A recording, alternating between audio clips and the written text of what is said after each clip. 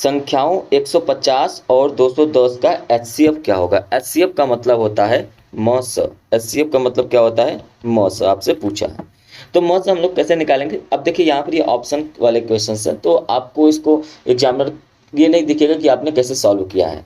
तो हम लोग यहाँ पे गुणनखंड विधि का हल करेंगे। 150 का अगर गुणनखंड किया जाए तो सबसे पहले से 2 से काटिए, 2 से 14, 2 पंचे 10। इसके बाद अब ये क्या 2 से कटेगा, नहीं कटेगा। 3 से कटेगा तो बिल्कुल 3 से कट जाएगा, क्योंकि 25 या 75 होता है।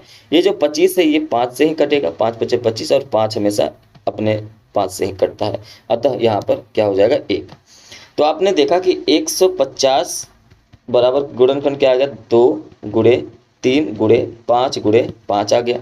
इसी तरीके से हम लोग यहाँ पे निकालेंगे 210 का भी गुणनखंड।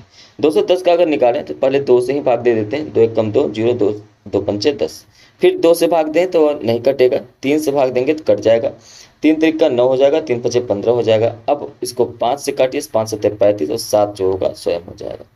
तो आपने देखा कि यहाँ जो 210 है इसका गुणनखंड कितना आया है, 2 गुणे 3 गुणे 5 गुणे 7।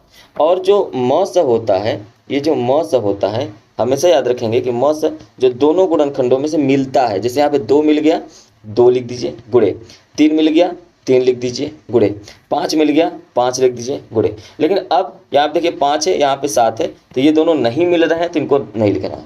तो यही दोनों का तीनों का गुणा कर दीजिए, 2 3 6 पंचे 30। तो कहेंगे म स कितना हो जाएगा, तो 30 हो जाएगा।